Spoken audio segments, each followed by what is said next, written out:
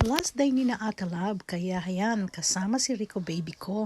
Manonood kami ng 4DX daw. Ayan, papasok kami sa sinihan. So, samahan nyo kami, manonood tayo ng Madaming Web. Madam Web.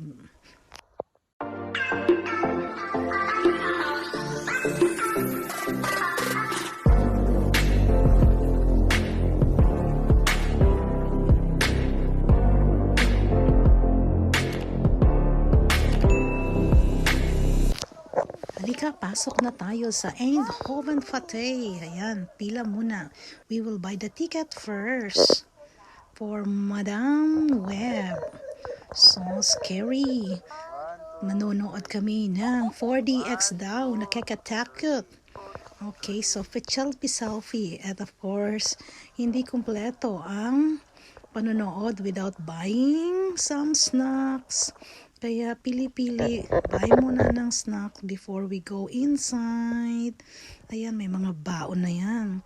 So, we're going inside na. So scary! Ayan. Natatakot ako kaya wala akong ginawa kundi mag-picture and video kay Madam Web. Ay, hindi pala si Madam Web, sa mga katabi ko. So, nabuwisit yung aking mga katabi kasi naman gumagalaw-galaw ang upuan at meron pang tubig. Ay, Diyos ko, nakakatakot. Hindi ako natakot sa pinanonood kong Madam Web. Pero natakot ako doon sa upuan at sa mga gumagalaw-galaw sa paligid. At meron pang bumubuga-bugang mga tubig. Look, ang dilim. Super concentrate sila. Patalastas muna. May patalastas pa. Coca-Cola, diba? Oh, ayan. Lahat ng kasama ko ay concentrate manood. Ang dilim. Actually, hindi ako fan ng movie. At hindi rin ako mahilig manood kasi ng TV. So, kaya ang kulit-kulit ko. Kaya gusto na nila akong paalisin. Ayan, wala akong ginawa kundi mag-video at mang-asar at mambwisit sa kanila. Ayan, oh. Kasi naman gumagalaw-galaw yung silya ko. Ganun to pala ang 4DX na yan. Yung isa naman, yung isang, ano ba yun, yung isang 3X ba? Nako, ayoko naman noon, nakasalaming-salaming ako, tapos lumalapit sa akin yung pinanonood ko. Tinatanggal ko yung salamin ko noon, nung pag nanonood ako noon. Ganun, grabe.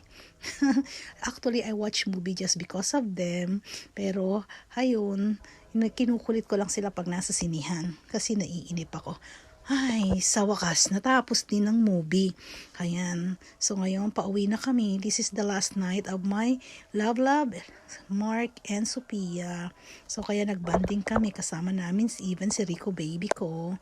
So, my whole family here in the Netherlands watch movie together.